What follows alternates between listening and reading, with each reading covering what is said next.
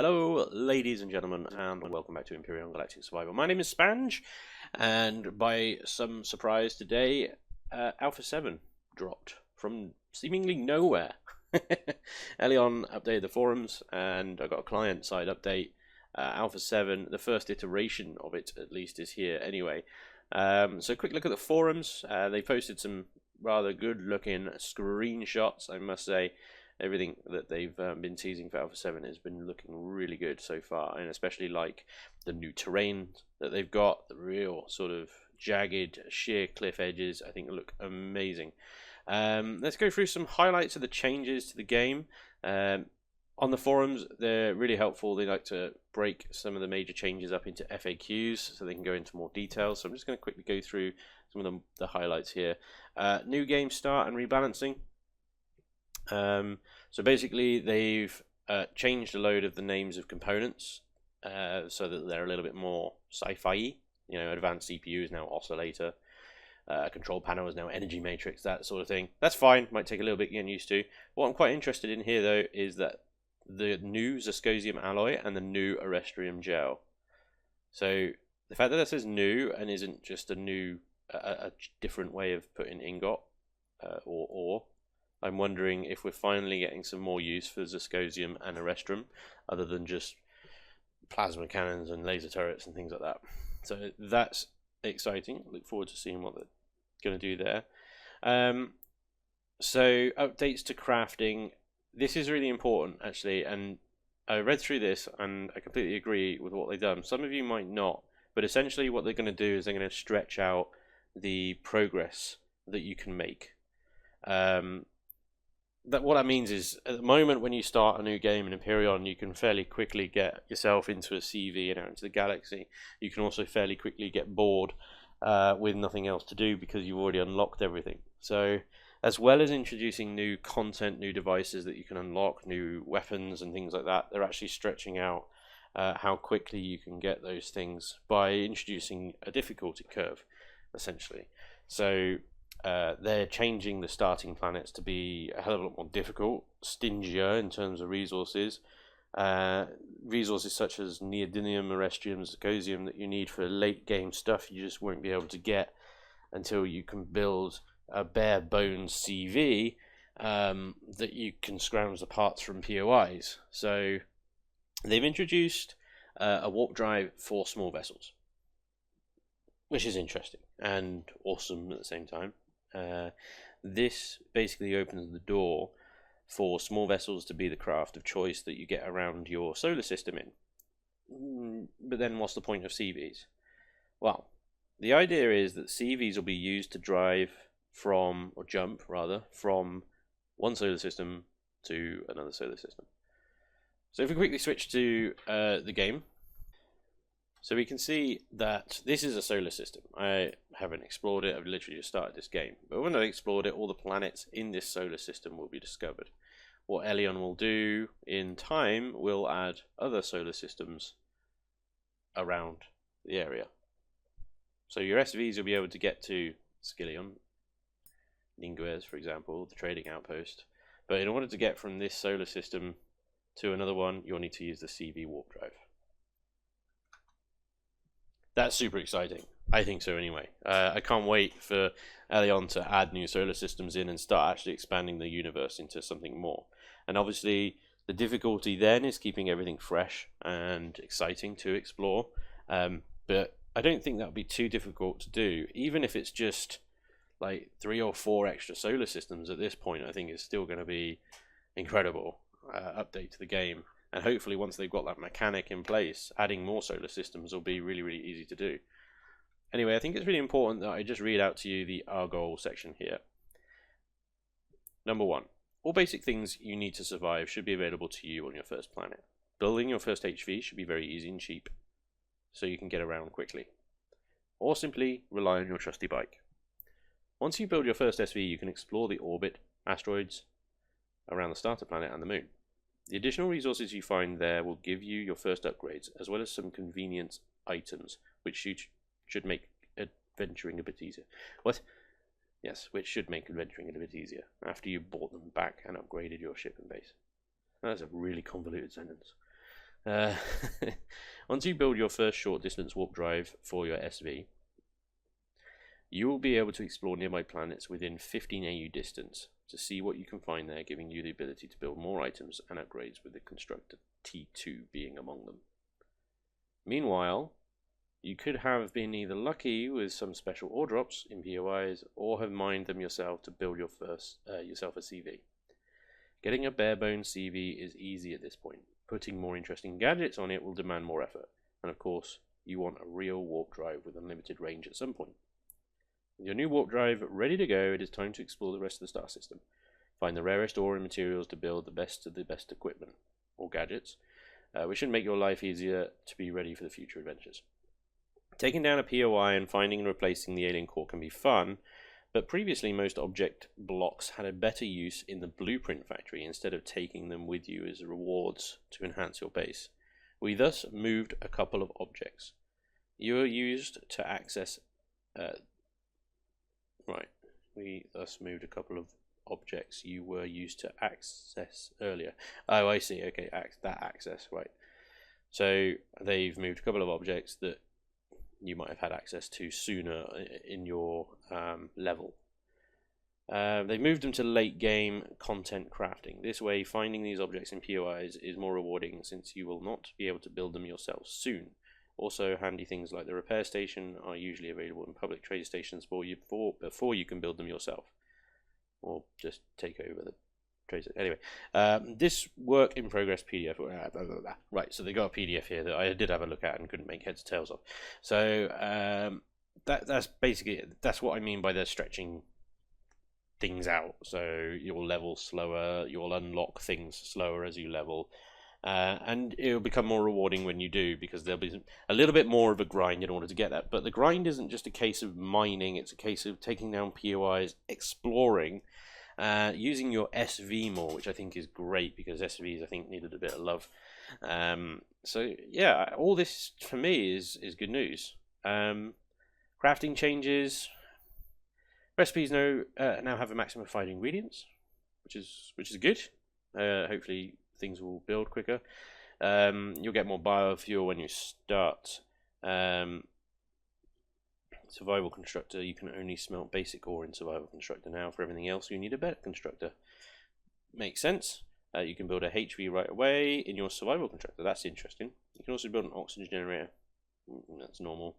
And shotgun. Magnesium is in late game ore now.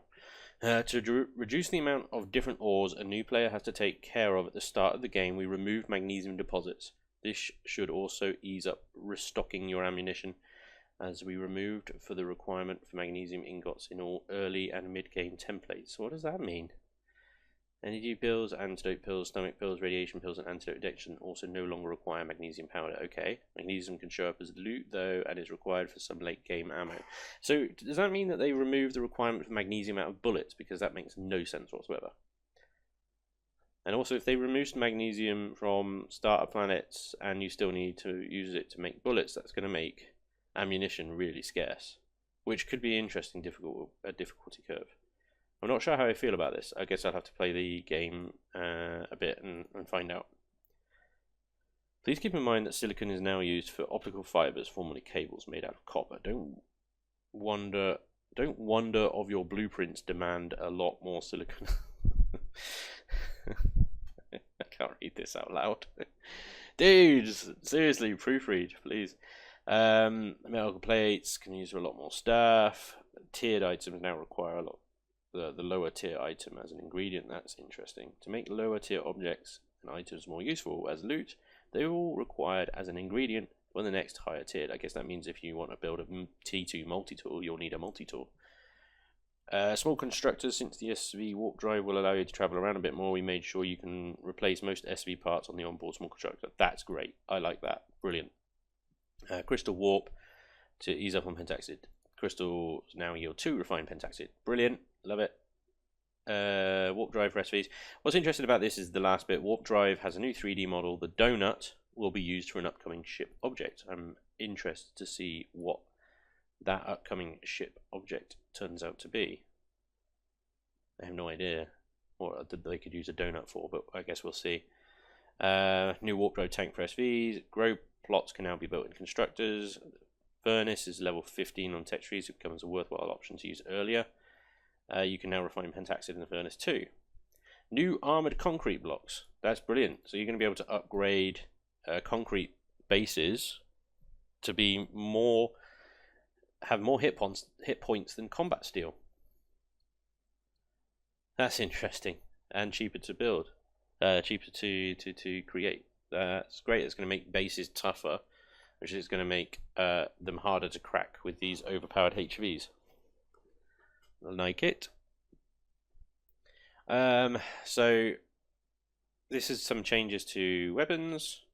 They haven't really done much in the way of balancing the weapons for PvP at this point. So they're going to work on that. We increased the stack size in most ammunition, which is nice. They've reduced the crafting time of ammunition. They've increased the damage of the chainsaw. And the new drill, T2 drill.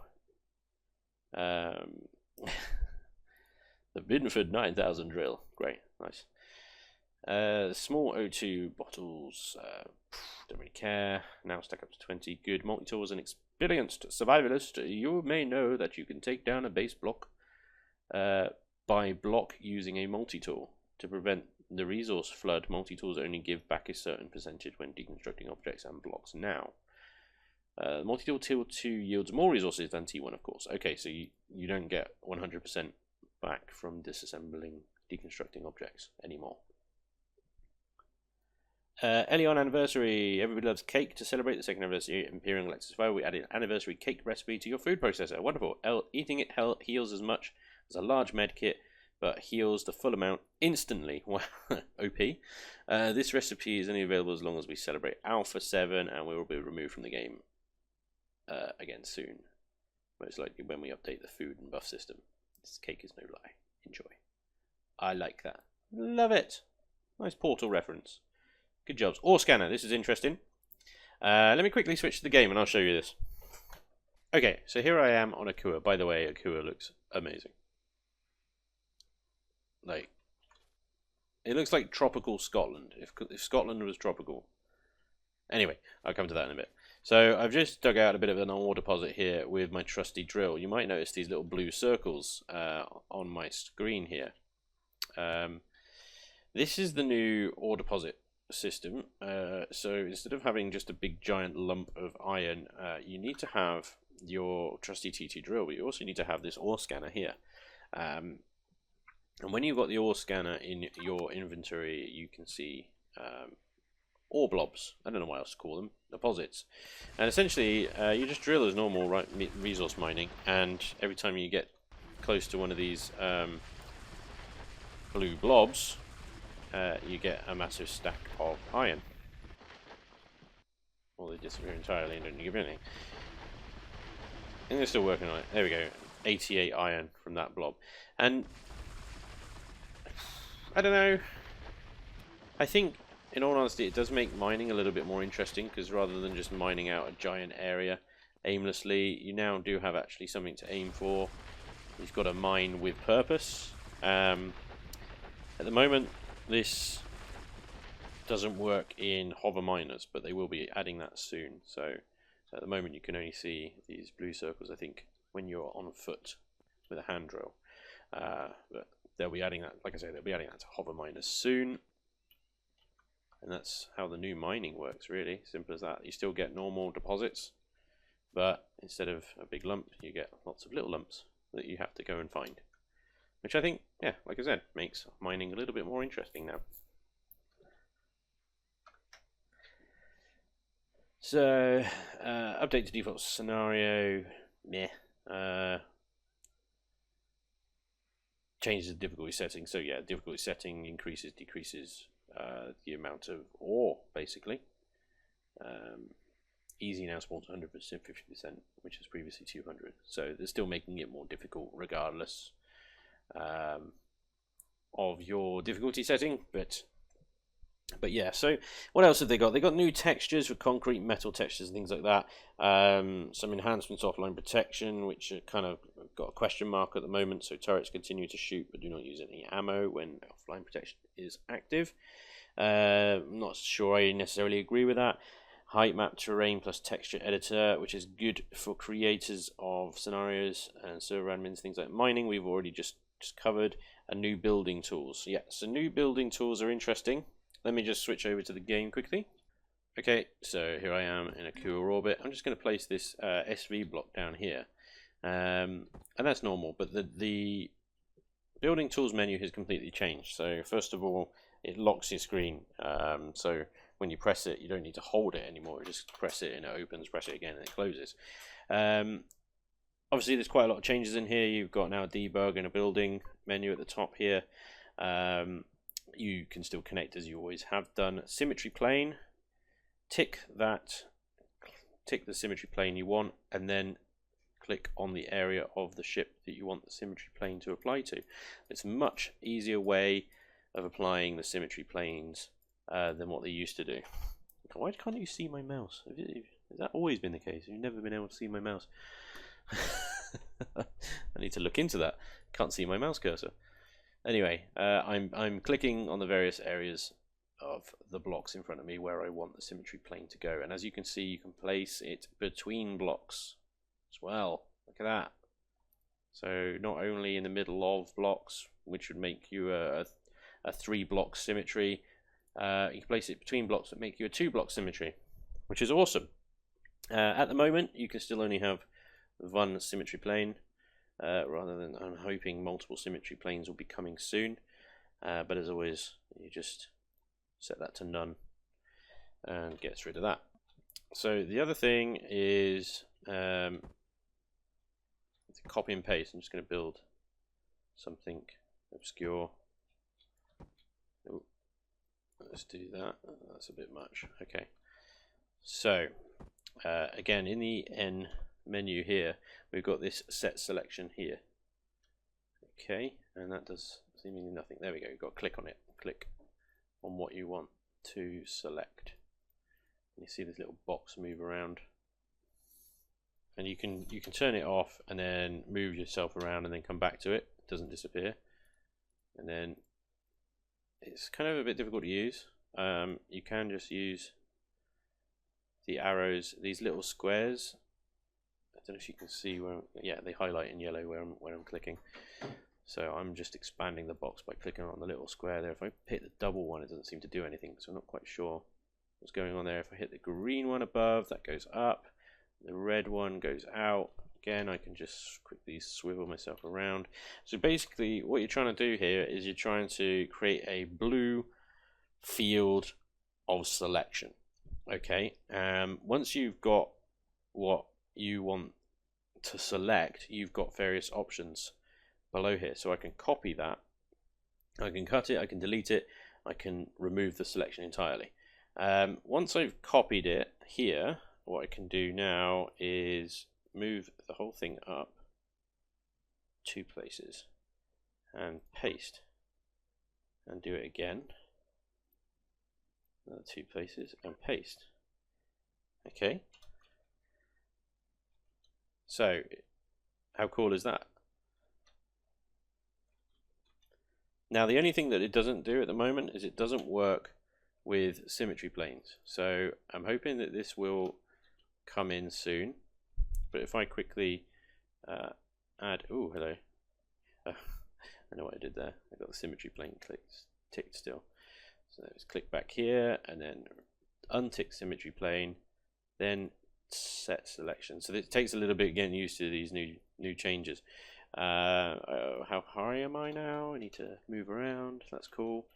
Yeah, and now if I paste that in there, it doesn't paste it on the other side, as you can see. So the copy and paste function doesn't work with symmetry planes at the moment, but that will hopefully change soon. So let's just take that off, so clear that up, and I can remove the selection there and then untick that, and I'm back to normal build. There we go. So copy and pasting groups of blocks is now possible. The only other thing actually is when you're when you're placing blocks, so if I'm pasting, I can't rotate it, is what I wanted to say. I can move it backwards, forwards, up and down, but I can't turn it 90 degrees in any direction, flip it over. I can't mirror it. So it not working with symmetry at the moment is a little bit limited in my opinion. Hopefully, like I said, they'll sort that out with an update soon. But hell, at the moment, I will take it because that's going to be awesome. Got so many ideas for copy and paste. Just copy and paste greenhouse modules on my base that I've been spending all this time doing. If that was available back then, it would have saved me so much time. Anyway, I don't know what I'm doing now. What else we got? So that is the building tools. All the FAQs around how to use that are in there, but hopefully I've covered that off fairly okay for you.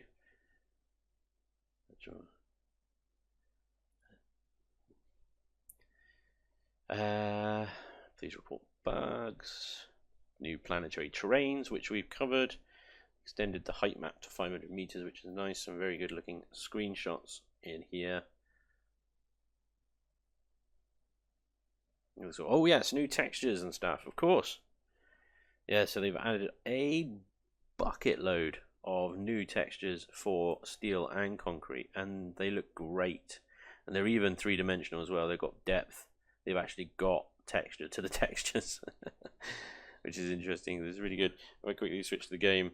Let me give myself a paint texture gun. Yeah, there we go. Look at all these new textures. That's an old one. That's an old one. There you go. That's a new one. I think out of all of them, though, I think this one up here is my favourite. That just gives that really rough kind of looking steel, pot marked and scratched. Love it. And you got another page. We got even more. Look at all these. You can even now you can create lizard ships. Lizard ships. How cool is that? With scales. Some of these might light up. I haven't got any power on this, obviously, so they're not lighting up. But some of them look really cool. I can't wait to get these involved in some builds. It's great to have some more textures, as always. Like I said, that's steel, and they got loads more for concrete as well. So, happy days. Warp drive, small bezels, crafting, armored concrete blocks, weapon updates. Yeah. Oh, and auto miners will continue to work with deposits, although they're calculated on a different system now, and they will actually deplete the deposit. So if you've got a 10,000 deposit, it will deplete that deposit, but it will get slower and slower in taking up ore. The more and more ore it takes out of that deposit, basically. Yeah, some usual changes. PDAs have been updated. Added a new debug drill into creative mode, which could be fun. That drills a hell of a lot quicker.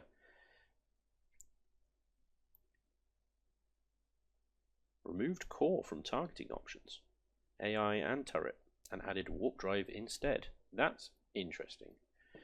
I didn't see that first time around, but I actually just read that there. That's gonna make taking over people's stuff actually quite difficult, because one of the only ways you can sometimes find a core is to stick a turret on core and let it shoot at it for a while, so you can hone in on where it might be in the base or ship. Well, you won't be able to do that anymore. Hiding cores is going to be an absolute vital thing. You're not going to be able to take over any people's stuff without blowing through 20 miles of combat steel. Not sure how I feel about that one. I can see why they've done it. Major optimization for combining devices. Love it. Optimization with threading, memory optimizations, all good stuff. And as always, bug fixes. Like I said, this is the first iteration of Alpha 7. More updates will come, and they will come rapidly, as they always do with Elion. I'm always impressed with the updates they release. Generally speaking, they're really good things. One other thing I wanted to quickly talk to you guys about is that the Wolves multiplayer server, it will be wiping soon again, okay? Because obviously changes in Alpha 7 change a few things. Also, there's just been a bit of a community sort of break, I suppose you could call it, from Empyrion.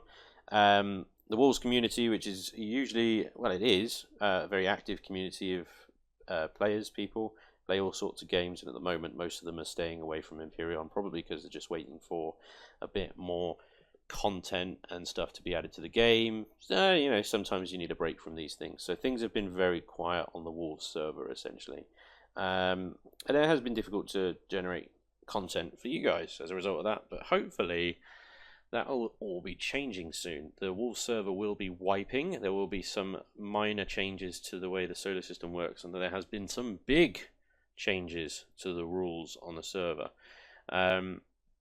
Some highlights out of these changes is basically CV limits and build rules have changed considerably so that they're not so stringent anymore. You can have devices on whatever ships you want. There's still a military ship, civilian ship class system, but it's no longer so strictly ruled.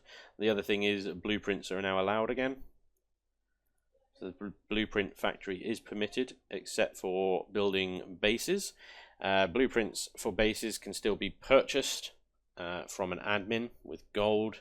But the theory behind that is that we want to try and avoid a situation where somebody could spawn in 30 defensive bases in an asteroid field instantly. So there's no harm in them spawning 30 hover tanks on their home world because, well, they still need to get those hover tanks off to wherever they're going to.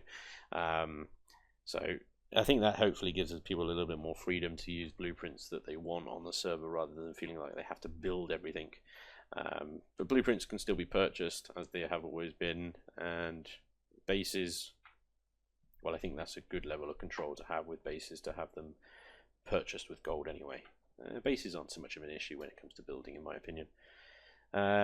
Yeah, things like trading has moved to now a dedicated trade sector. There's now a legal trading as well that the Wolves Police can capitalize on, as well as pirates, obviously.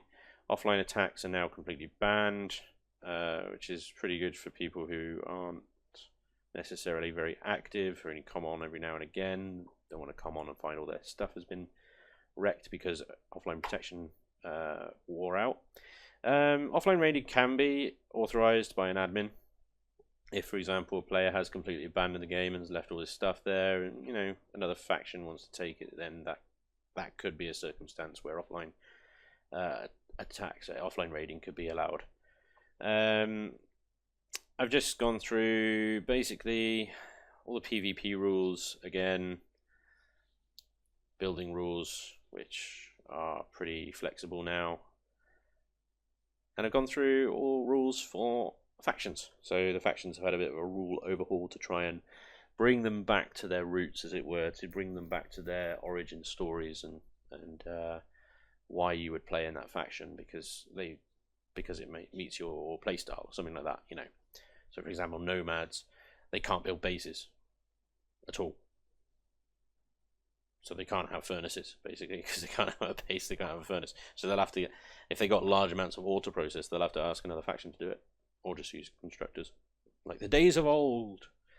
But at the same time, nomads, the only ones that can go down on someone else's planet and mine freely, basically, at their own risk. They could still be attacked, but you know, any other faction doing that would be actually classified as invasion.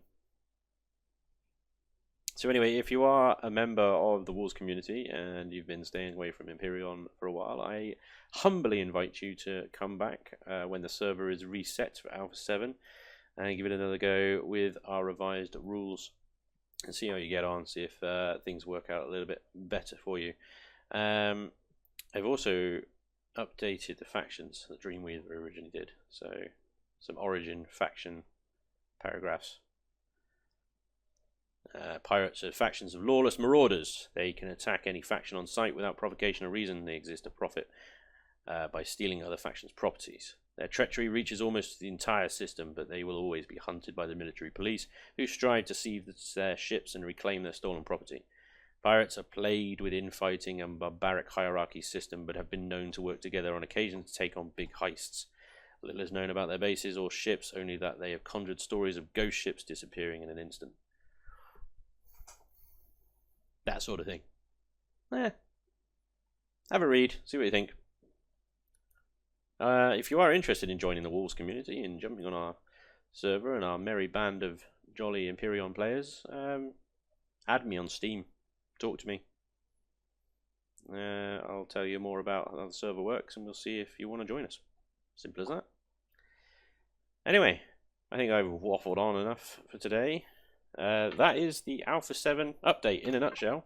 There's a bit more to it than that, but you know, you can read, go on the forums, find out for yourself. Or better still, load the game up, jump into a new survival mode, and find out for yourself.